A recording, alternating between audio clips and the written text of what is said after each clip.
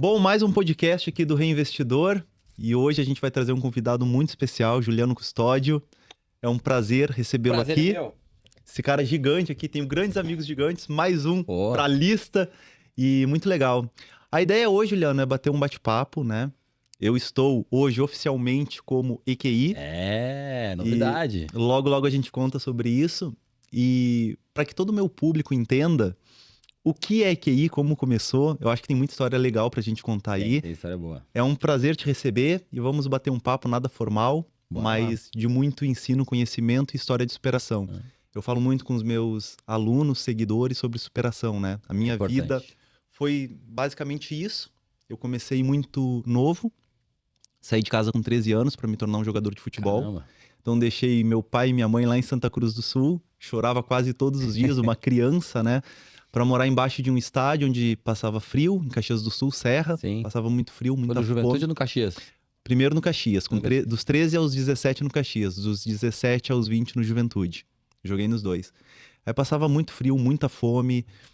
Todo mundo acha que jogador de futebol tem uma vida super, né? Sim. Mas ninguém sabe até chegar lá como é difícil. É verdade. E a gente até tava falando, né, sobre por que muitas pessoas de classe um pouco mais alta, mais privilegiada, geralmente não se torna jogador. Porque é muito difícil tu sair de um lar onde você tem tudo, do bom e do melhor para passar fome e morar embaixo de uma arquibancada onde cheira até mal, né? A gente tinha 2 banheiros para 60 meninos usar Nossa. sem porta. Então é realmente muito difícil, a gente A infra superou dos tudo clubes é muito ruim no Brasil, né? isso. Infelizmente no Brasil é muito ruim. É. Na Europa já é bem melhor, né? É mais fácil se tornar um jogador de futebol lá. Não que seja fácil. Sim. Um pouquinho mais fácil que aqui no Brasil, né? Vamos dizer, o menino não precisa sofrer. Exato. Não sofre tanto, né? Enfim, eu falo sempre muito sobre superação. E eu queria eu te acho ouvir que- bastante sobre isso, Juliano. Eu acho que superação. Eu acho que ninguém consegue trocar de classe social sem superação. Assim, eu sou um cara que ascendi de classe social também, mas porque não só superação, mas você tem que ter muita renúncia. Então, pô, quando você com 13 anos de idade for jogar futebol, você renunciou a muita coisa na tua vida, né? Você deixou de ser criança, você deixou de brincar, renunciou a estar perto dos pais, renunciou a estar perto da família, né?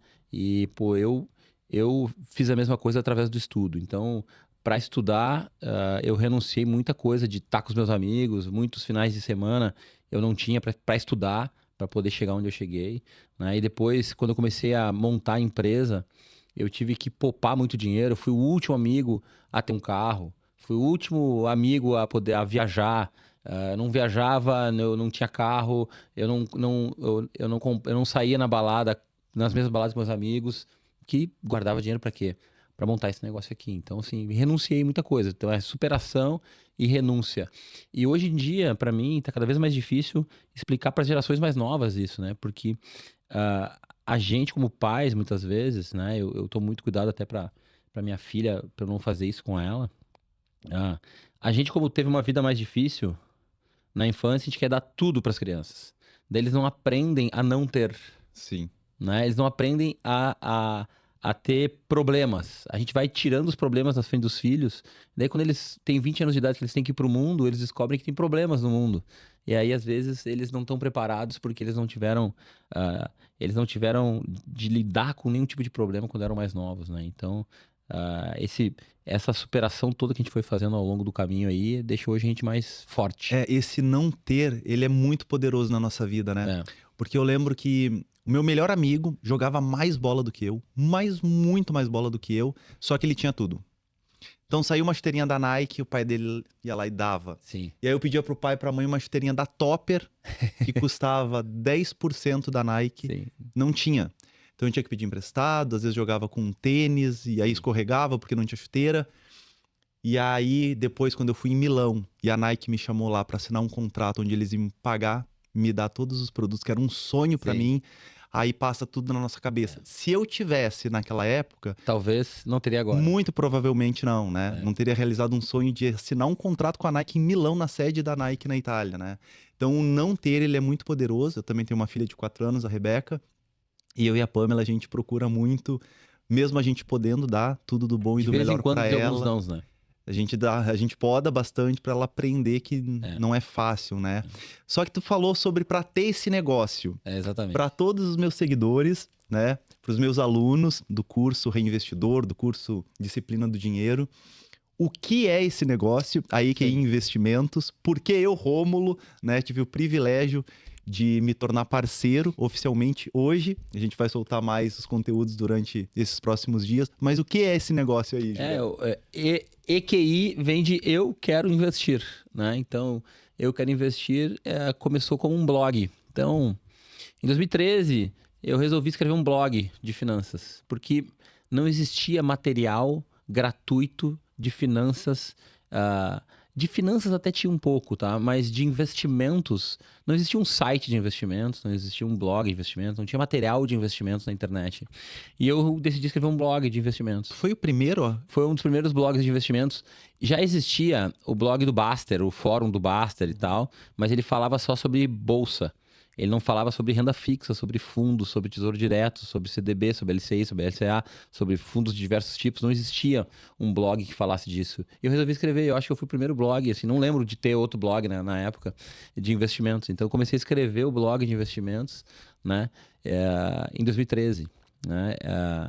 E ali o blog começou porque existiam fóruns, existiam lugares que você tinha que pagar, ou você tinha que comprar o conteúdo, ou qualquer coisa, e o nosso era de graça. Meu, leia e assista, leia o que você quiser. Aí eu fiz um canal no YouTube, daí eu fiz uma página no Facebook para falar de finanças, para falar de investimentos. E fez um maior sucesso, né? Então, começou a crescer muito a audiência desse site, e eu montei o blog para chamar atenção um pouco, assim, porque eu já tinha uma empresa de investimentos, eu já tinha uma assessoria de investimentos, assim como você está montando, né?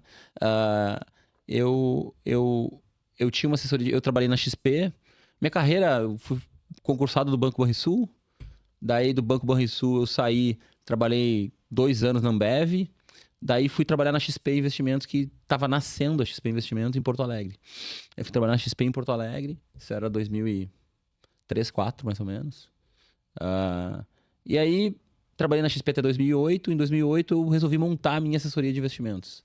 Então, eu resolvi deixar de ser funcionário da XP e montar uma assessoria de investimentos ligada na XP. E aí, olha como a vida, às vezes, você planta muito por muito tempo para depois conseguir colher. Eu comecei o negócio em 2008 e quando era 2013, já 5 anos depois, eu tinha captado de clientes 15 milhões de reais. Então, eu trabalhei durante os 5 anos captando cliente, visitando cliente, pegava pastinha, visitava um cliente, visitava outro cliente, visitava outro cliente, visitava outro cliente, e aí ia visitando. 5 anos e meio depois, mais ou menos, eu tinha 15 milhões de reais. Eu cuidava de 15 milhões de reais dos meus clientes. Aí eu lancei o blog. 1 ano depois de lançar o blog, saiu de 15 milhões para 100 milhões. Então tu vê como a carreira foi exponencial, né? Levei 5 anos para ir devagarinho até 15. Depois no outro ano já foi para 100. Então foi uma pancada que a internet me deu, porque o blog fez bastante sucesso, né? E aí o blog começou a crescer bastante, o canal do YouTube começou a crescer bastante. No outro ano de 100 milhões foi para 300 milhões. No outro ano de 300 milhões foi para 1 bilhão. No outro ano de 1 bilhão foi para 2 bilhões, daí foi para 4 bilhões, daí foi para 10 bilhões de reais em 2020. E foi assim, dobrando todos os anos de tamanho o negócio. E daí, em 2020, eu era um escritório ligado a XP Investimentos, chamava Eu Quero Investir, o escritório. E aí o Banco BTG me convidou para montar uma corretora de valores em sociedade com eles. Então hoje este negócio que a gente tem aqui é uma corretora de valores. E aí, como o nome Eu Quero Investir estava muito ligado no blog, né? A gente precisava dar um nome para a corretora, né? E aí a gente paguei um monte de empresa de pesquisa, empresa de marca, empresa de... paguei um monte, tipo, e só veio o nome ruim. Até que um dia a gente tava, nós os sócios assim, sentados, cara, que nome nós vamos dar pra empresa, né, cara? E ficamos ali pensando e tal. Daí a gente olhou, Eu Quero Investir. Pô, e se for EQI? 3 letrinhas e tal. Pô, EQI. Legal, virou EQI. Então a gente, né, juntou ali o Eu Quero Investir pra EQI. Aí em 2020 a gente foi embora da XP e montou a corretora e começamos tudo de novo. Mas aí, obviamente, já tinha uma turma grande de funcionários, já tinha muitos clientes que confiavam na gente, né? A gente tinha na época 10 bilhões de reais que a gente cuidava, a gente assessorava 10 bilhões de reais.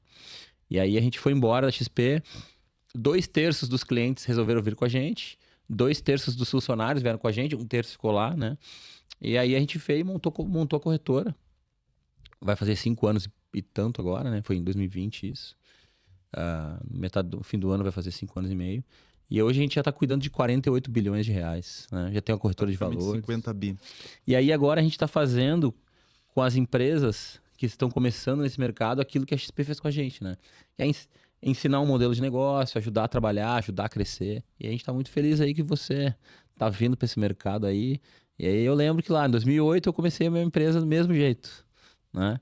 Vamos lá, cara, coragem com algumas pessoas querendo trabalhar para mim, conhecimento e vontade. E aí hoje são 1.400 funcionários, a gente está em 15 cidades, tem mais 35 parceiros que têm escritórios regionais, como você. E a gente está muito feliz com nossa jornada. E assim, Juliano, eu quando comecei a fazer a transição de carreira, né? Eu vou falar o porquê eu fiz a transição de carreira e o porquê eu cheguei na IQI, né? Quando eu era jogador de futebol, eu sempre cuidei muito bem do meu dinheiro, mesmo com conhecimento básico sobre finanças, né? Eu sempre organizei muito as minhas finanças pessoais, juntamente com a Pamela, minha esposa. A gente sempre cuidou do dinheiro, de uma forma muito simples, mas que funcionava, né? O segredo sempre é a simplicidade, né? Porque quando a gente começa a aprender sobre finanças e vem planilhas muito complexas, isso afasta as pessoas. Então a gente tem que ter simplicidade e praticidade. Então, de uma forma sem entender, a gente já estava fazendo o que realmente funcionava. Só que eu percebi que os meus colegas de profissão, eles contavam de salário em salário. Imagina, eu joguei muitos anos na Itália, nos principais clubes da Itália, o nosso salário sempre foi salário alto, né? E aí eu tinha amigos que, sei lá, ganhavam 100 mil euros por mês. Cara, 100 mil euros por mês. Coisa.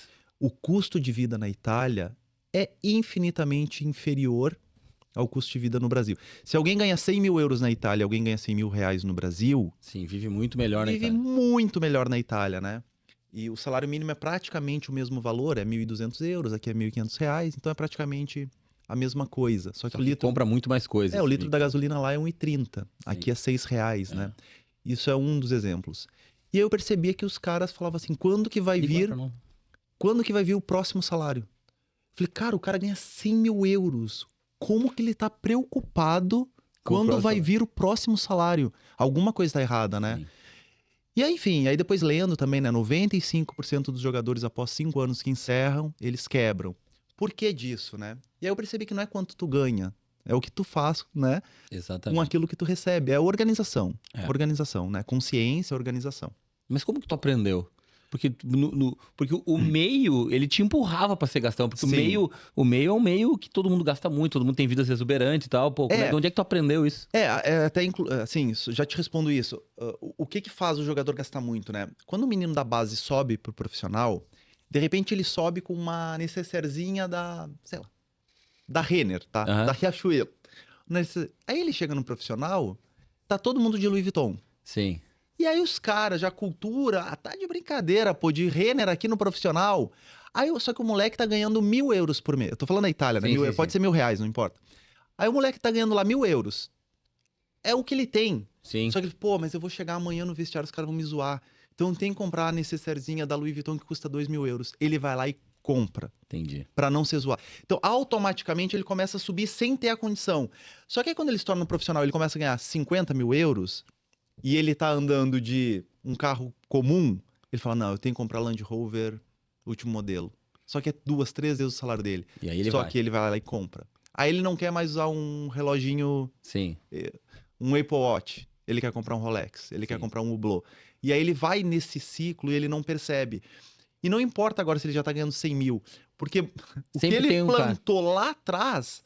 já tá comprometido pelos próximos 6, 7, 8 meses o salário dele. Sim. E aí ele não consegue mais voltar... É a prestação do carro, é a prestação do apartamento, e aí vai. E aí ele quer comprar, ele mora na Itália, mas ele quer comprar um apartamento no Alphaville. Só que ele vai usar 10 dias no ano um apartamento no Alphaville, que ele não coloca para alugar, que ele gasta com a mobília, que ele paga lá IPTU, seguro, enfim. Mobiliou do jeito que ele queria. 10 anos depois, quando ele volta pro Brasil para morar, aquela mobília já tá velha, já tá estragada, ele tem que refazer, gasta tudo de novo, manutenção. Quer dizer, o cara não pensa, né?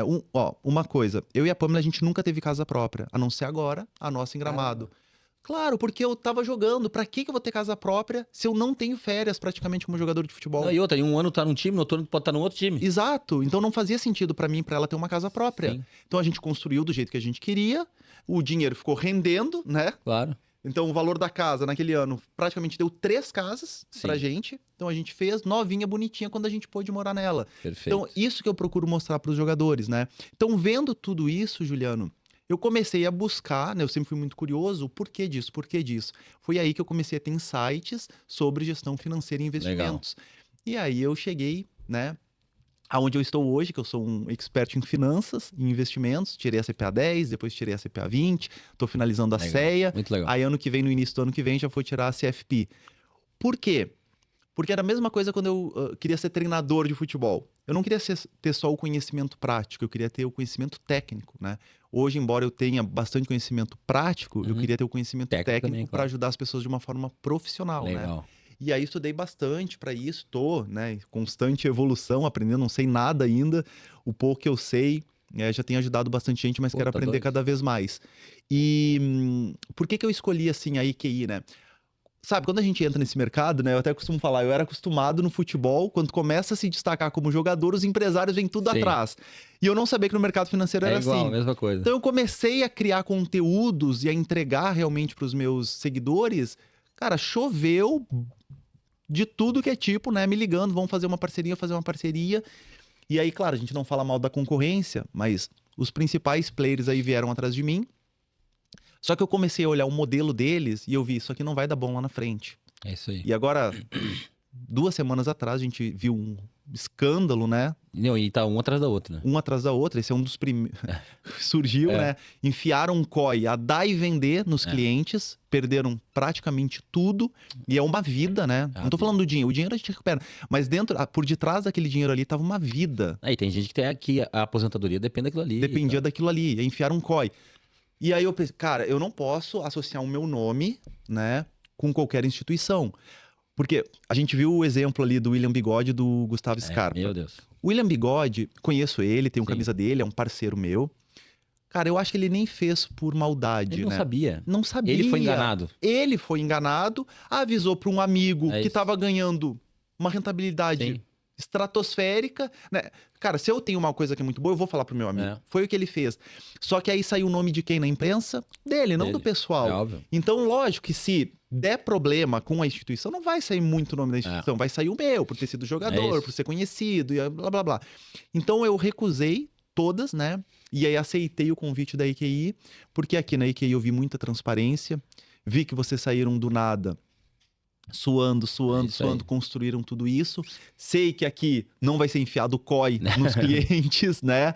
Até porque se enfiar COI, eu tenho, né, o meu direito de falar mal da IQI, À o que não vontade. vai É acontecer, isso. né? Por isso eu escolhi a IQI Investimentos, para que todos os meus alunos, para que Fico todos feliz. os meus seguidores, para que todos os meus amigos, desde os multimilionários até aqueles que estão começando e só tem R$ 1.000 para investir, possam trazer o dinheiro para cá. E vão ser bem cuidados. Vão ser bem cuidados, que é o mais importante. Onde a gente vai, né? Eu sempre falei para os meus clientes, para os meus alunos, né, nos cursos, que eu estava buscando um parceiro onde, claro, quando a gente fala em rentabilidade, tem várias coisas por detrás disso, né? Mas onde buscaria a melhor rentabilidade dentro do risco que ele está disposto a correr, da segurança que ele tanto precisa, da liquidez que ele quer. São famílias, como tu bem Exato. falou, assim, são famílias, é o sustento das famílias. Porque como a gente falou no início, né? O cara, quando poupa o dinheiro, ele renunciou a alguma coisa. Poupar é renunciar. Sem dúvida. Porque você deixa de comprar o relógio, você deixa de fazer uma viagem, você deixa de fazer um jantar, você deixa de ter uma coisa que você quer para guardar o dinheiro para ter mais coisas que você quer no futuro. Ou seja, Sim. isso que é o processo de investir, né? Uhum. Pô, será que eu vou comprar essa roupa aqui hoje? Vou comprar esse tênis hoje? Ou vou comprar 2 deles daqui a 5 anos? Pá, daí vou comprar 2 daqui a 5 anos. Então tu renunciou de comprar Uhum. uma coisa, renunciou de comprar um tênis, renunciou de comprar um carro, renunciou de comprar um relógio, renunciou de fazer uma viagem para investir, ter a rentabilidade pro futuro. Então não dá para brincar com o dinheiro das pessoas. E essa era uma preocupação que eu tinha muito grande, né? Recebi ofertas muito interessantes. Eu acho que isso é bem legal falar, principalmente para os meus alunos. Onde eu, Rômulo, ganharia muito dinheiro, né? Mas eu não podia brincar com a vida das pessoas, É né? isso. A gente aqui, a gente é super transparente, assim, e a gente não faz conta maluca. A gente faz conta que a gente consegue honrar, né? Sim. Porque quando as empresas de investimentos contratam um influenciador e elas pagam muito caro nesse influenciador, depois elas precisam buscar esse dinheiro de De volta. volta. Como que elas fazem isso? No cliente. No cliente. Sem dúvida, não tem. A matemática Não tem é essa. milagre. Claro. Não tem milagre. Ela vai arrancar esse dinheiro depois do cliente. Então, se é que nem empresa de bet. As empresas de bet pagam fortunas para os influenciadores. Uhum. Por quê? Porque elas arrancam todo esse dinheiro depois do cliente que tá botando dinheiro lá. Então, puxa, é duro, né? Então, Sim. você tá... muitos influenciadores estão começando a se ligar disso, né? O cara, Uhum. puxa, o cara tá me pagando super bem aqui para eu falar de bet, mas o meu fã, o cara que me segue, Ele vai perder. ele tá perdendo esse dinheiro Uhum. para poder esse dinheiro vir para mim. Então, puxa, é dolorido, né? É difícil Sim. dormir com um negócio. Não sei como é que dorme com um negócio desse, né? Eu recebi algumas propostas de bet bem interessantes. Eles pagam bem. Pagam muito bem. E eu fico muito feliz de ter renunciado todas elas. Porque um dos meus principais vídeos ali na minha conta do Instagram, tá fixado inclusive no feed, eu falo sobre isso, que eu recebi uma proposta muito boa. Uma delas, né, não falei de todas, mas eu disse não, porque eu quero o bem dos meus seguidores, dos meus fãs. Como que eu vou receber dinheiro sabendo que eles vão perder depois? Exatamente. Né? É uma energia ruim, né? Eu não quero ganhar dinheiro com a perda dos outros, né? Eu quero ganhar dinheiro quando eu trago valor para as pessoas e as pessoas futuramente vão ganhar. E isso não tem dinheiro que pague, né? Poder dormir com a cabeça no travesseiro tranquilo. O sono dos justos. Não, sem dúvida, sem dúvida. Mas eu te perguntei aquela hora, eu fiquei curioso pra saber agora. Tô eu entrevistando o Romulo, né? Porque a história é legal mesmo, né? Pô, como que você despertou pras finanças, pra poupar dinheiro? Em que época? Foi desde o início da carreira? Tu já era super seguro com a grana? Como é que foi? Assim, eu sempre... Como a minha família sempre foi muito humilde, né? Imagina, o pai e a mãe não tinham dinheiro pra me dar uma chuteirinha da Topper. Na época, Sim. sei lá, R$20, R$30. E eu precisava, eu queria ter minhas coisas, né? E eu sabia que os meus pais queridos, né? Sempre me ensinaram dignidade, mas nunca conseguiram prosperidade, assim, dentro de casa até um determinado período da minha vida. E aí eu comecei a empreender desde cedo, né? Então eu pegava o meu irmão, a gente criou a Bro Sucos, parece uma empresa de sucos, mas a gente fazia suco em garrafão, saía vender copinhos. Legal. Né? Pra juntar dinheiro. Depois a gente começou a entregar panfleto, depois a gente fazia brigadeiro, saía vender. Daí ali tu já aprendeu sobre dinheiro, né? Eu aprendi, eu tô gastando R$20 aqui pra fazer 50 brigadeiros, no final do dia eu tô com R$100. Caramba, eu dobrei, né? Então eu comecei desde cedo a ver a importância do dinheiro e dar valor a cada real. Legal. Eu sabia que, R$1 vender, às vezes eu tinha que caminhar 10 minutos para vender um brigadeiro a R$1. Sim. Então não era R$1, eram 10 minutos caminhando embaixo do sol. Eu sempre tive isso por dinheiro, né? Não é fácil tu conquistar. Tá ganhando bem na Juventus, principal clube da Itália, um dos maiores do mundo, tá ganhando bem hoje, ganha dinheiro da Juventus, ganha dinheiro da Nike, ganha dinheiro de outros patrocínios. Sim, mas quanto eu ralei para chegar aqui, né? Entendi. Então eu sempre entendi que com dinheiro não se brinca, a gente tem que levar ele a sério. Então eu sempre gostei de estudar sobre dinheiro. Bacana. Estudei mesmo jogando, abri uma empresa de exportação, fiz bons negócios na Itália, aí tive que acabar fechando porque eu não ia ter tempo para buscar novos clientes, então eu tive que acabar fechando. Aí depois, hoje eu tenho uma outra empresa que é de importação, faço o processo inverso, eu importo produtos da Itália e distribuo aqui no Brasil. Eu ganhei até um vinho dele aqui, importado dele aqui. Vinho bom, pontuado. Então eu sempre fiz isso, né? Empreender. Só que com empreender, você tem que ter, no mínimo, uma gestão financeira, né? Para não misturar o dinheiro da pessoa física com a jurídica, né? O básico. Sim. Depois entender fluxo de caixa, pagamentos. Porque como eu compro da Itália, eu tenho que pagar antecipadamente, aí até a mercadoria ir pro porto, do porto até aqui, daqui até o cliente me pagar com prazo. Então tem um fluxo ali bem complexo que eu não posso. Tem o câmbio, né? Porque eu pago uma parte em euro, uma parte em dólar, aí vem. E aí quando eu pago a mercadoria, eu pago metade, os outros 50% daqui a 30 dias, o dólar sobe, não, eu me protejo, o que eu faço? Então tem uma série de coisas que eu sempre fui fazendo e entendendo a importância do dinheiro. E como eu recebi algumas propostas, Juliano, bem interessantes, que ali virou a chave mesmo para continuar no futebol, o Cruzeiro, né, que a torcida me escreve todos os dias, eu sou um cruzeirense cabuloso, o Cruzeiro me fez 3 convites, né, os 3 iguais, para ser o treinador do Sub-20. Legal. Mesmo projeto, assim, do Felipe Luiz no Flamengo. Uhum. Começou na base e depois assumiu o profissional. Cara, é um projeto gigantesco. É. Cruzeiro, um dos maiores clubes do Pô, animal. Brasil. Com o Pedrinho, que é um grande amigo, que é o dono, né, dos supermercados BH lá. Pedrinho, agradeço demais ele os convites que ele fez. Só que, se como jogador aqui no Brasil eu não tinha tempo pra minha família, imagina como treinador. Pior, né? Porque o jogador, ele chega, o treino é às 10. Ele chega às 9h30, 10 horas ele vai pro campo, 11h30 acabou o treino, ele faz uma recuperação, almoça no clube, meio-dia e meia ele tá em casa. O treinador, se o treino é às 10, ele tem que chegar às 6h30. Sim, tem que preparar o treino, Porque ele pensar. tem que preparar o treino, quem que tá disponível, quem que não tá disponível, tem que fazer uma reunião com a diretoria, qual jogador compra, qual jogador vende, o último jogo foi legal, não foi legal, o que precisa melhorar, o que precisa não melhorar. Enfim, ele tem que chegar muito cedo. Acabou o treino, ele tem que revisar todo o treino, Sim. discutir. Aí esse cara Fala com o machucou preparador físico, fala com não sei com quem. todas as áreas, desde o marketing, É. porque ele tem que fazer publicidade pro clube, o jurídico, porque esse jogador não vai dar tempo de inscrever, mas por que não? Precisa correr, assim. Nossa. Enfim, as pessoas não têm noção. Sim, tu ia ficar Treinador tem zero que com a tua falar. família. Eu ia ficar zero com a minha família, eu não queria isso, eu queria cuidar da minha família. Legal.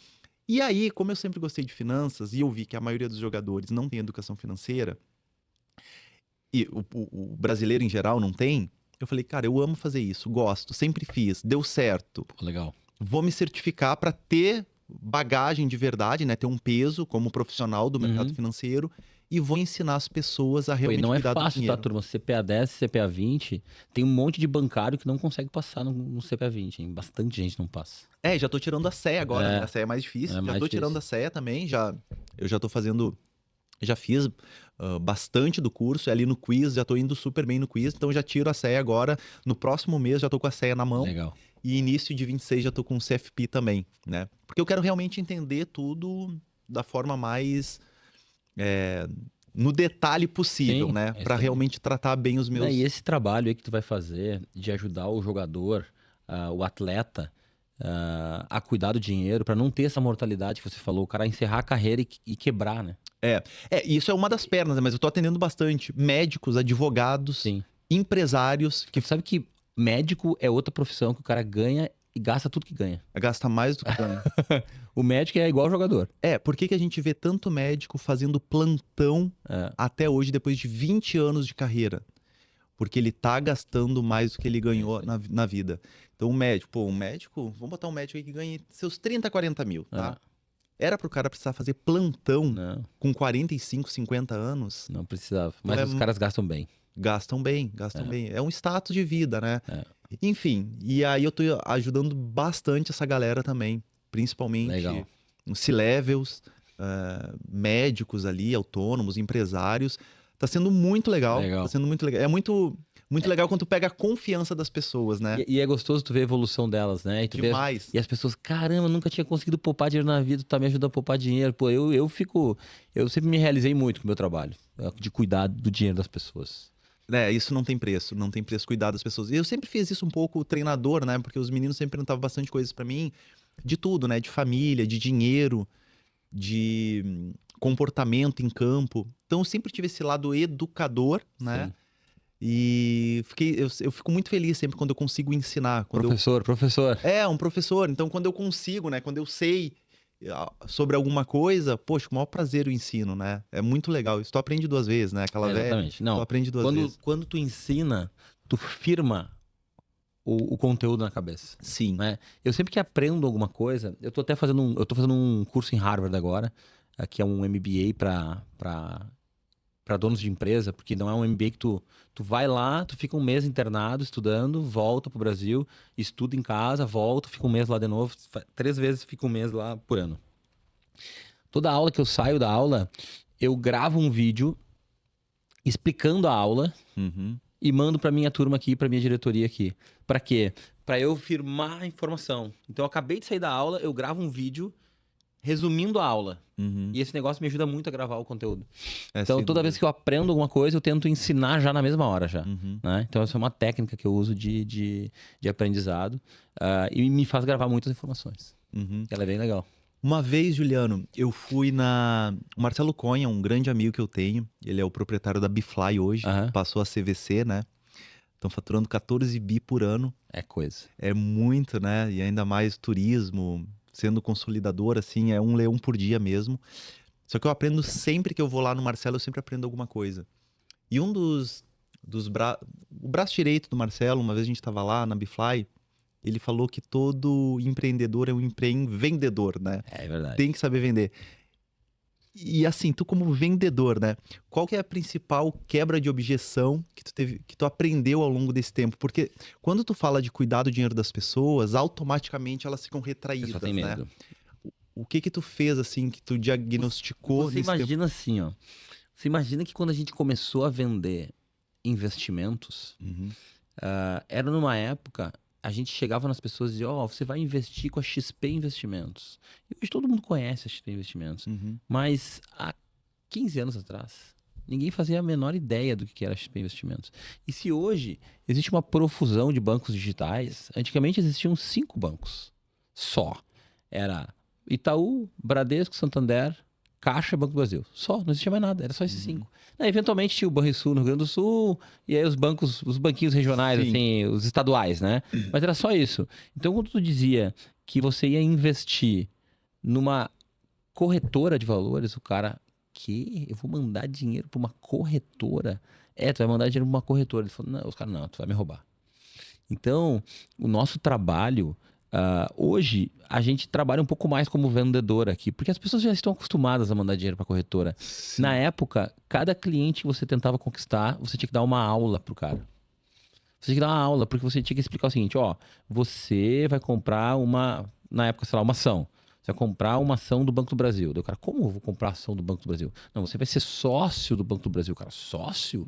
Como assim? E se o Banco do Brasil quebrar, eu perco tudo? Não, não vai quebrar, não perde tudo. Tá, mas e se essa corretora aí quebrar? Se essa corretora quebrar, as ações estão escrituradas para você, você é dono. Então, assim, era tudo uma. Cada produto diferente que você tinha que vender era uma grande aula. Sim. Então, foi por isso que naquela época, hoje o que a gente está fazendo aqui é uma aula, né? A gente está Uhum. ensinando, hoje tem aula no Instagram, tem YouTube, tem Sim. etc e tal. Antigamente a gente começou fazendo o quê? A gente imprimia panfletos e alugava um hotel uma vez cada 15 dias, imprimia panfletos, ia panfletando na cidade, convidando para uma aula gratuita de investimentos. E daí a gente dava uma aula Caramba. gratuita nos hotéis das cidades sobre investimentos e convidava as pessoas. Então aprenda a investir, aprenda sobre a bolsa de valores, aprenda a investir na bolsa de valores, aprenda a investir em renda fixa e tal. E a gente alugava um hotel, alugava o salão do hotel e fazia uma palestra. E daí a gente dava lá 1, 2 horas de aula para a pessoa entender que era seguro. Daí a gente explicava sobre a CETIP, que ficava tudo registrado na CETIP, explicava o que era a bolsa, que as ações ficavam registradas na bolsa, que as ações eram tuas, mesmo que a corretora quebrasse. Aí fazia toda essa explicação, dava o site do Banco Central para a pessoa olhar, dava o site da CVM para a pessoa olhar. Então fazia todo esse ritual de explicar tudo para daí sim gerar confiança. Uhum. Para daí sim poder sentar na frente da pessoa depois da aula e aí dizer, vamos investir? Daí você começava aí sim você ia pra objeção. Porque antes de ter objeção do vendedor, tu tinha que dar uma aula para ele, Sim, pro cliente, sim. né? E aí o que mudou agora, o processo é o mesmo, só que agora essa aula que a gente dava presencial, ela tá no nosso podcast, tá Sim. no nosso site, tá no toda a informação. Então, quando eu criei o blog lá, era o mesmo conceito, né? Eu pensei, pô, com o blog não preciso ficar dando tanta palestra. Então, eu viajava muito pelo Brasil dando palestra. Então, assim, quase todos os dias, quase todas as minhas noites das semanas era dando palestra em algum lugar. Então, eu dava palestra aqui, daí dava palestra em Blumenau, daí dava palestra em Joinville, daí dava palestra em Florianópolis, daí ia pra Lages, daí ia pra Rio do Sul. Ficava dando palestra nas cidades aqui na região. Então, assim que começou o negócio de investimentos. Antes de qualquer coisa, antes de objeção, aula. Era aula assim. Tá, e hoje tem uma objeção assim que vocês vê quando vocês vão conversar com um possível novo cliente? Qual que é a principal hoje que vocês... Hoje, assim, hoje os clientes já conhecem tanto que hoje a objeção principal é assim, se a gente consegue vencer dos investimentos que eles têm no banco.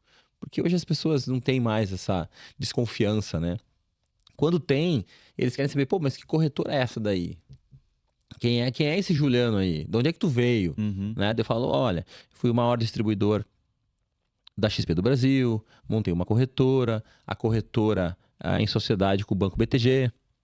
Daí de vez em quando vem umas objeções do tipo, pô, mas o BTG é daquele André Esteves lá, que ele é lulista, né? Daí, não é lulista, o banqueiro nunca tem lado, né? Sim. O banqueiro é o seguinte, né? O banqueiro, um banco ou uma corretora, eles são uma concessão pública, Uhum. né? Você é concedido, Sim. né? E o governo pode te tirar essa concessão, Uhum. né? Então, o que acontece? Se o presidente de um país diz que quer ir visitar o teu banco, tu não tem como dizer não pro cara. Claro. Se o cara disser, vem aqui que eu quero falar contigo, tu não pode falar mal dele Uhum. na TV, na internet, em qualquer lugar. Tu tem que ir lá atender a pessoa, Claro. né? Porque, puxa, você tem uma concessão pública, Uhum. né? O banco é uma concessão pública. Então, de vez em quando, o que tem de objeção hoje é se o meu sócio, o André Esteves, ele é petista, né? Os bolsonaristas dizem que ele é petista, os petistas dizem que ele é bolsonarista. Sim. Sim. Aí ele fica lá com essa confusão aí e É. tal. Então tem que contar sempre essa história para as pessoas, né? Porque, pô, você não é uma coisa nem outra, né? Ou muitas vezes, por exemplo, quando o PT ganhou a última eleição, muitos clientes me ligaram dizendo assim, ó, meu Deus, o Brasil vai virar Venezuela, o mundo vai acabar. Eu falei, não, cara, não vai acabar porque o Brasil é muito forte, as instituições são consolidadas, assim, não é tão fácil assim isso acontecer. Daí eu comecei a falar para os clientes que o Brasil não ia acabar porque o PT entrou, né? Que as políticas iam fazer os juros ficar alto, e as políticas iam fazer possivelmente o dólar subir, que a inflação ia subir, mas aí o Banco Central, se o próximo presidente do Banco Central fosse honesto, que se mostrou, o juro ia ficar alto e tal. Uhum. Daí a turma começou a dizer, tu é petista? Daí eu falei, pô, eu brinco com a turma, eu não sou pago para ser de direita ou de esquerda. Eu sou pago para ler o que está acontecendo Uhum. e traçar um cenário. E às vezes, por torcida política, o cliente vai dizer, pô, mas o teu cenário tá errado. Eu falei, posso estar errado, né? Mas não é a minha vontade, né? Não, o Brasil vai acabar sim por causa do PT. Não vai acabar. Entendeu? O Brasil é muito grande, o Brasil é muito sólido, né? Sim. Os contrapesos no Brasil são interessantes, assim, o Brasil não vai pro buraco pode ir pro buraco, mas vai demorar bastante, o pessoal tem que fazer muita besteira ainda. Daí o pessoal começou a me chamar dizendo que eu era esquerdista. Tá defendendo a esquerda, né? A gente tá aqui, né? Vocês que vão virar nossos clientes, a gente tá aqui não para torcer por política, a gente tá aqui para analisar a política e criar uma estratégia em cima da política, Sim. né? Pro dinheiro de vocês. A internet hoje ela não é fácil. Não é Toda fácil. vez que eu replico uma notícia, eu não tô dando a minha opinião, eu replico a notícia e os efeitos que aquela decisão política pode causar nos nossos investimentos. Exato. Se eu tô falando que aquilo ali vai ser ruim, eu sou petista, né? Quer dizer, sou bolsonarista. Se eu falo que aquilo ali tá sendo bom, eu sou petista. É né? isso. Então é complicado até tu É. se posicionar assim, só analisando os efeitos, né? Isso tá sendo bem complicado, eu principalmente, né? Porque eu tenho seguidores imagina, de todos os lados políticos, assim. Então tem que ter muita sabedoria para não ofender nenhum dos lados, né? Exato. E eu sempre procuro mostrar que eu só quero trazer a informação e as causas É isso. daquela decisão política, né? Mas sem mencionar a política em si. Mas tá sendo cada vez mais difícil, Juliano. E tu Cada sabe vez que mais a difícil. política, esse negócio de política, eu tenho uma... É muito difícil, né? Os lados da política, né? O pessoal mais bem, vamos dizer, extrema esquerda e extrema direita, né? Uhum. Um lado olha o outro lado e tá despersonificando, né? É como se um lado olha o outro e diz assim, ó, eles são monstros. E o outro lado olha pro lado de cá e diz, eles são monstros. Sim. E aí eu costumo dizer o seguinte, ó, quando todo mundo entender a seguinte coisa, a gente vai parar de brigar tanto por política e vai fazer a coisa certa. É o seguinte, a esquerda, ela quer o bem das pessoas. E ela tem um jeito que ela acha que vai fazer o bem para as pessoas. Uhum. A direita também quer o bem das pessoas. E ela vê um jeito de fazer. Uhum. O cerne é o mesmo, é fazer bem para as pessoas. É ter um país mais rico, ter um país melhor. O que não se combina é a metodologia. Sim. Então, o dia que começar a discutir metodologia, e não, você é comunista, você é fascista, você é bandido, você é bandido. Se ficar nesse ad hominem aí, nesse ferindo as pessoas, a gente nunca vai ter solução. né? Tem que falar das ideias. Sim. É sobre a metodologia. Ó, esse é o meu método para acabar com a pobreza. Ah, esse aqui é o meu método para acabar com a pobreza. É o método que é diferente. E não a pessoa do lado de lá é ruim e do lado de cá é boa. Ou do lado de cá é ruim e do lado de lá é boa. É sobre as ideias. Não pode ser sobre as pessoas. Sim.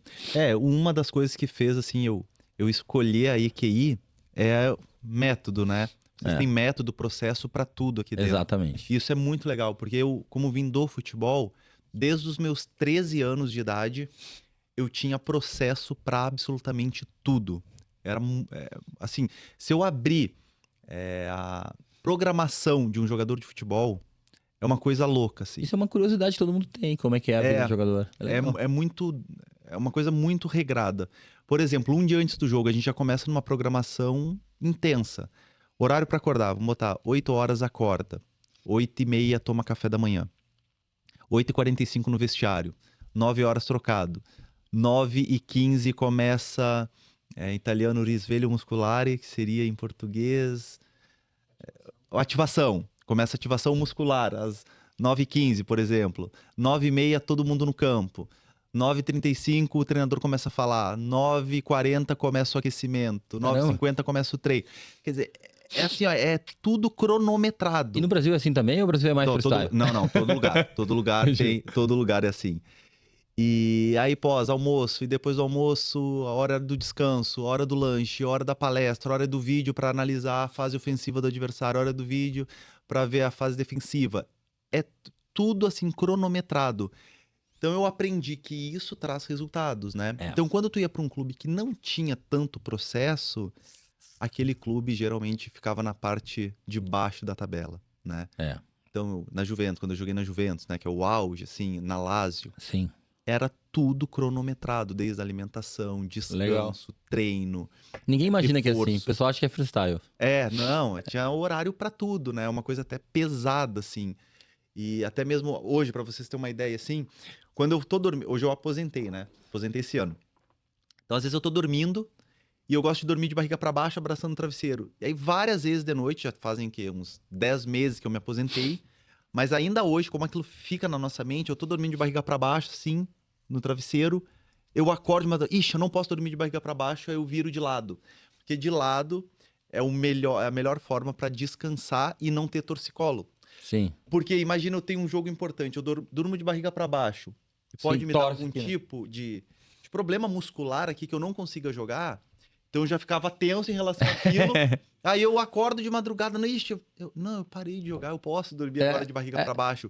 Porque tudo é processo. Tudo é processo. Até a forma de dormir, né? Dormir de lado, que aí é a forma mais tranquila para descansar mesmo e não dar nenhum tipo de problema aqui, principalmente na região dos ombros, do pescoço aqui. Eu acredito muito em processo. Eu sou engenheiro de formação, eu sou engenheiro eletricista de formação. Então, assim, engenheiros são pessoas processuais, né? Assim, a gente pensa processos, né? A gente aprende na engenharia a construir coisas complexas, e coisas complexas precisam de todo um processo de construção, todo um planejamento para fazer as coisas, né?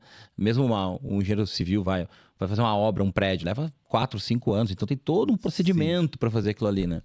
E aí, quando eu resolvi trabalhar com finanças, quando eu comecei a trabalhar com investimentos, eu notei que o mundo dos investimentos não é processual.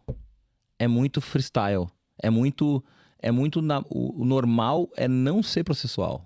A nossa empresa ela é diferente. O resto, ela depende muito do talento do banker, né? E daí, na época, eu até fiz uma brincadeira, eu brinco até hoje. Agora, ninguém entende mais a minha brincadeira, né? Porque o pessoal agora é muito novo na empresa. Mas eu sempre dizia o seguinte, puxa, eu quero aqui na empresa, eu não quero Romário na minha empresa, né? Eu quero o Cafu na minha empresa aqui, eu quero, né? Eu quero o cara que treina sério, faz sempre a mesma coisa, certinho. Pô, mas tem um cara aqui que é o Romário, o cara não treina, não faz nada, a bola cai no pé, gol. Tá bom, mas este talento não é replicável. E quantos Romários vão nascer? Raros. Agora, Cafu dá pra fazer. Sim. Né? Então eu sempre dizia, dá pra fazer Cafu. Né? Agora, Romário nasce Romário, entendeu? Sim. Né? O cara nasce, o talento absurdo, mas... cara, não tem como replicar.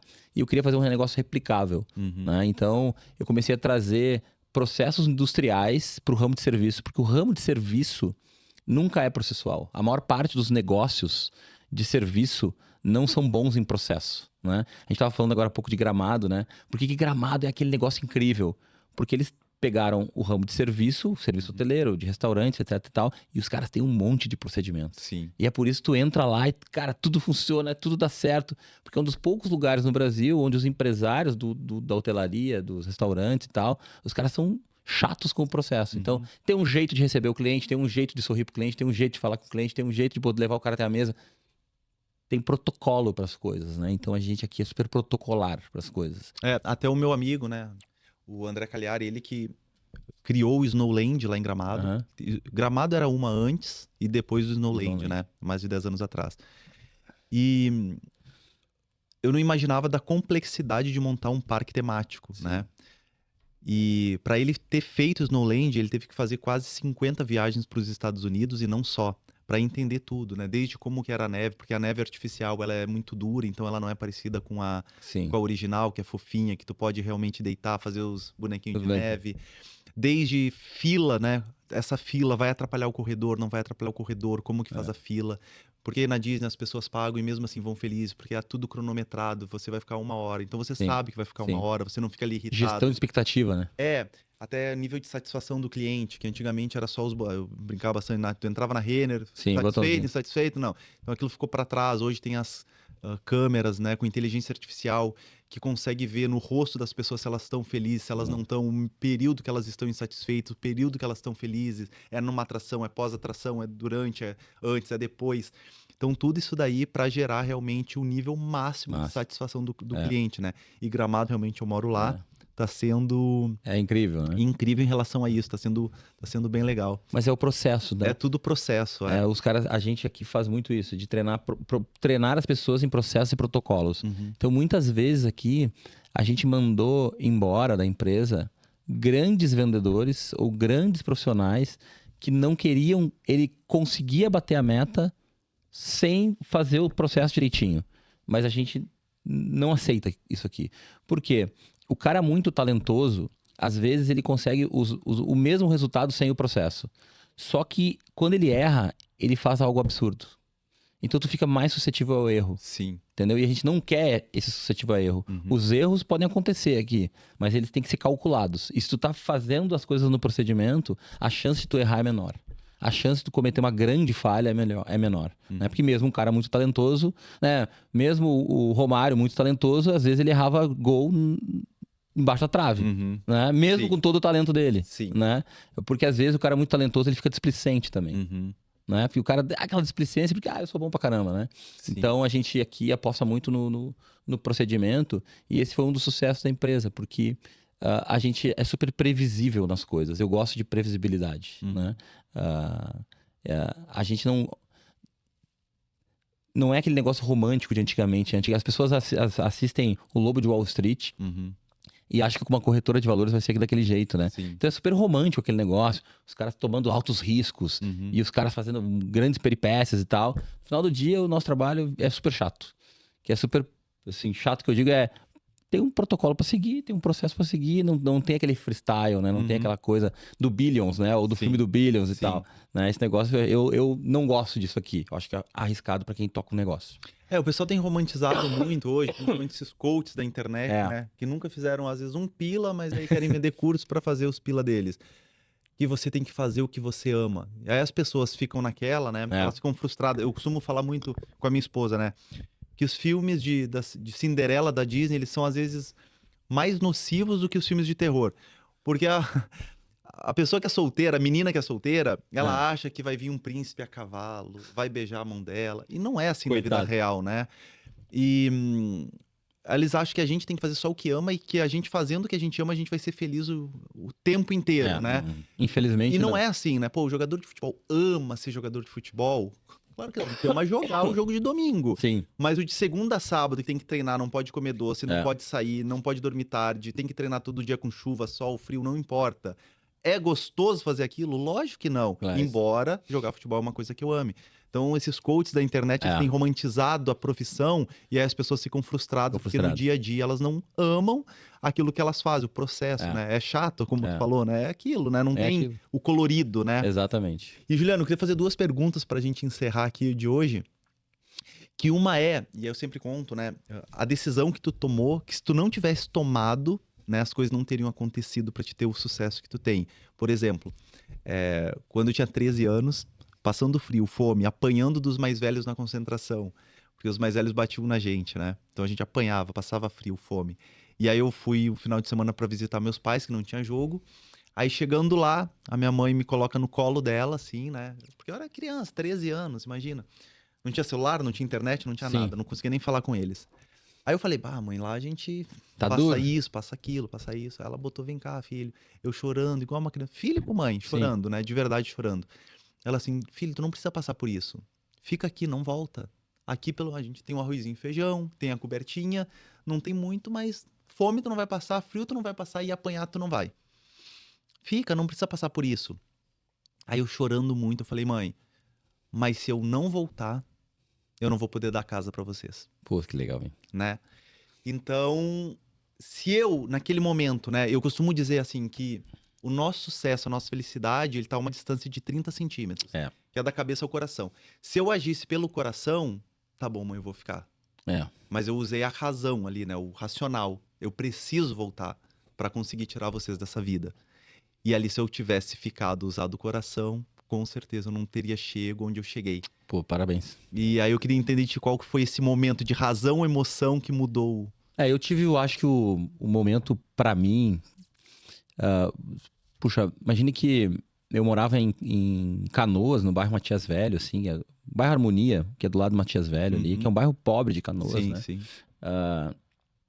E aí, mas vocês imaginem que eu consegui passar num concurso público com 18 anos de idade. Então, eu era concursado público, já estava lá no banco fazia uns 2 anos e meio, mais ou menos. E a princípio, assim, minha vida estava resolvida, né? Você é concursado público, você tem o teu salário, tava com a vida resolvida, com 20 e poucos anos de idade. E aí eu vou largar o concurso e vou sair. Foi uma coisa muito louca pra fazer, assim, sabe? Porque para um cara que nasceu mais humilde, né? Meu pai não era pobre, assim, mas era, assim, classe média normal, né? O cara largar um concurso público, e naquela época ainda, porque ser concursado... Hoje em dia não tem mais o mesmo glamour, mas lá no Rio Grande do Sul, naquela época, há 25 anos atrás, você ser concursado público era, cara... tu zerou a vida. Sem dúvida. Né? E aí eu disse, puxa, mas isso aqui não é pra mim. Eu quero ir mais longe, mais rápido. Porque, pô, se era... eu olhava e disse, pô, mas é só isso? Acabou a vida? É isso aqui? Né? Eu quero ir mais longe, eu vou arriscar. E aí, pô, conversei em casa com meu pai, com minha mãe. Meu pai e minha mãe, puxa, mas será e tal? Eles não queriam, né? Que eu largasse. E eu falei, eu sou inteligente, eu estudo, eu passo em outro concurso. Eu vou passar uns 5 anos lá fora tentando trabalhar num negócio que me catapulte para eu abrir minha empresa. Eu quero um dia ter a minha empresa, porque eu tinha um tio que era empresário, que eu sempre olhava para aquele tio empresário e dizia, pô, ele tem uma vida legal, entendeu? Eu quero ser empresário um dia também. Então eu larguei o concurso e para mim, cara, mudou completamente a minha vida ter largado o concurso público. Mas é uma decisão difícil, né? Dificílima. Tem um monte de gente que fica velho depois e frustrado porque nunca tentou. Não tentou. E o cara às vezes tá lá com 50 e poucos anos, 60 anos de idade e pensa, puxa, cara, fiquei a minha vida toda enterrado aqui nesse concurso, eu podia ter feito. O cara fica, pô, será? Eu não queria esse será, sabe? Sim. Né? E aí eu fui-me embora e graças a Deus deu certo. Que legal, ainda bem, ainda bem. Porque não é fácil ali, no momento, a gente falando aqui agora, parece, pô, larga. Mas no momento não é fácil, cara, não é fácil. Eu lembro lá no colo da mãe, chorando, fica, filho. Ainda mais o apelo de mãe, né? Fica, não volta, pra que passar por isso? E o Brasil, quando eu tomei essa decisão, foi no ano 2000. O Brasil tinha acabado de sair da hiperinflação, que tinha acabado de inventar o Plano Real. Sim. Era assim, o Brasil estava começando a ser um país decente, porque era indecente o Brasil antes. Tava começando assim o Brasil a melhorar. Imagina que isso foi em 99 para 2000, o Plano Real foi em 94. Fazia 5 anos, era como se assim, como se a invenção do plano real e o fim da hiperinflação tivesse sido agora no Covid. Sim. Fazia pouco tempo, assim, será que o mundo vai pra... Será que o Brasil vai pra frente mesmo? Tu vai largar um concurso público agora, tu é maluco. Então, né, era um ambiente complexo pra fazer aquilo, mas ainda bem que eu fui embora. Legal, legal. E aí a última agora, se você tivesse que começar agora do zero, sem um centavo no bolso, só conhecimento, e não ia ter de onde pegar dinheiro emprestado, o que que tu ia fazer pra ter uma vida legal daqui pra frente? Cara, eu ia vender. Vender. Cara, eu acho que eu não conheço vendedor que não tem emprego. Se o cara sabe minimamente vender, o cara está sempre empregado. E com vendas, eu acho que é a profissão que ela te dá a maior capacidade de tu pular a classe social. Como fala assim, mas tem vários, o cantor, o artista, o jogador, beleza, tudo bem. Mas eu digo de profissões normais, assim, que tem bastante por aí. O cara não precisa ter muito estudo para vender, assim, não precisa ter faculdade para vender bem, né? O cara precisa de esforço e dedicação e, claro, tem técnica de venda para estudar, Sim. obviamente, né? Mas você não precisa ter uma faculdade e tu pode ser um grande vendedor e ganhar muito dinheiro, né? Então, eu pegaria alguma coisa com vendas para fazer, né? Tá, mas legal, vendas. Mas vamos dizer hoje, no zero, porque Hoje. as pessoas pensam, legal, vendas, como começar, o que fazer hoje? É. Se o Juliano hoje, beleza, vou fazer vendas, mas hoje é o dia zero, tu tá sem dinheiro, sem nada, tu vai começar a vender. Tu vai começar a vender o quê, como, qual é o start pra daqui a um ano tu já tá com uma vida legal? Eu ia. Não, é que assim, eu acho que do zero, com nada. Estou Do pelado, zero, só de camiseta na rua. Isso. Né? Tem que trabalhar pra alguém. É difícil, né? Porque não tem nada, né? Então Uhum. acho que eu arrancaria trabalhando pra alguém de vendas. Vendendo pra alguém. Qualquer vendedor. Pega uma loja da rua aí e seja aquele cara que aborda as pessoas na rua pra vender. Acho que essa é a primeira coisa que eu ia fazer, porque sem nada. Né? E esse eu acho que é a maravilha de ser vendedor. Tu só precisa da tua palavra. Sim. Não precisa de mais nada. Uhum. Né? Eu ia pegar a primeira loja por aí e dizer, amigo, precisa de um vendedor? Todo mundo precisa de vendedor o tempo todo. Sem dúvida, sem dúvida. Né? E aí eu ia pegar a minha primeira grana ali, ia fazer algum dinheirinho e depois ia compensar a comprar alguma coisa para vender. Mais caro. E eu acho que esse processo aí que você consegue girar e aí você consegue ir longe com esse negócio. Porque você comprar coisas em atacado e vender no varejo. E vender é muito bom, né? É. Eu comecei a vendendo suco, né? Fazia suco de laranja É isso. e vendia os copinhos, depois o brigadeiro. E aí tu vai vendendo cada vez coisas mais caras, né? Exato. Coisas mais complexas, né? É o que eu faria. Pô, tá pelado na rua aqui agora. Me largaram lá na Bósnia, sei lá. Tem que ser um lugar que fale português, porque eu também não sei falar. Não sei falar russo, né? Mas tu arranca muito fácil ganhando algum dinheiro e aí eu compraria alguma coisa pra vender na rua. E aí, daí ia embora, ia tentar fazer outras coisas. Mas se não fosse assim, pelado, sem nada e tal, hoje eu gosto muito, hoje assim, em paralelo, que eu aprendi a gostar nos últimos tempos, aprendi a gostar bastante do mercado imobiliário também. Uhum. Talvez eu fosse virar corretor de imóveis. Sem nada, né? Porque o corretor de imóveis, tu consegue fazer bastante dinheiro sem nada também. Uhum. Né? Um bom corretor de imóveis, um cara que tem um processo bem desenhado, ele consegue ganhar bastante dinheiro com corretagem de imóveis. Né? Claro, aqui na região tem corretor demais até, talvez, né? Sim. Mas a turma ganha bastante dinheiro do nada também. Uhum. Né? Estude aí, tirar a prova do Cresci é super fácil, né? E ganha bastante dinheiro corretor de imóveis. Eu tenho E é gostado uma venda que pode mudar a vida do cara. Uma venda muda a tua vida. É. Exatamente. Não, legal. E, Juliano, agora para encerrar mesmo, posso ficar tranquilo em trazer todos os meus clientes para a EQI? Até hoje não tivemos muitos problemas. Nós temos aí 48 bilhões de reais dos nossos clientes, somos 80 mil clientes. A gente é uma empresa que está na rua há bastante tempo. Você pode pesquisar aí, você que está nos assistindo, o nome EQI Investimentos. Você vai ver bastante no Valor Econômico, você vai ver bastante na Revista Exame, você vai ver bastante em vários jornais, Estado de São Paulo, Folha de São Paulo. Nosso nome está por lá o tempo todo. Né? A mídia já nos reconhece. A mídia reconhece o nosso talento de tudo que a gente fez aí nos últimos anos, com grande esforço. A gente é uma grande sociedade de muitas pessoas, tem muita gente incrível que trabalha aqui. E nos orgulha bastante, porque a maior parte das pessoas que trabalham aqui nunca trabalharam em outro lugar. A gente é uma sociedade que está junta há muitos anos, né? Isso prova como a gente é muito honesto não só com os clientes, mas entre nós. Né? A gente se organiza, a gente cuida um do outro. Né? As sociedades normalmente não duram, né? A gente tem uma sociedade aqui de 30 e tantas pessoas e que está junto aí há mais de 10 anos, né? Desde que a gente montou a empresa lá atrás. Né? Os primeiros sócios vieram trabalhar aqui em 2010 comigo. Então o Paulinho ali que estava junto ali, o Paulinho está há 15 anos trabalhando comigo. Sim. Tá aí firme, estamos juntos na sociedade, né? Então podem confiar aí que a gente vai cuidar bem do dinheiro de vocês. Isso aí é uma missão da minha vida, tá aqui cuidando do dinheiro das pessoas. Legal. Gostei demais do bate-papo, parceria mais do que fechada. Muito obrigado pela confiança. Aqui, ó, isso aqui podia ter, muitos clubes tentaram pegar esse jogador aqui, mas a RK trouxe o jogador aqui para nossa seleção. A gente tá bem feliz aí, os clientes não tá mais felizes ainda. Forte abraço para vocês. Nos vemos por Balneário Camboriú. Vem que você aí, cliente, parceiro, aluno do Rômulo, tá passeando por Balneário Camboriú, passeia lá, vai lá no Beto Carreiro, mas vem aqui naqui também, que é uma atração da cidade. Obrigado e até o próximo episódio.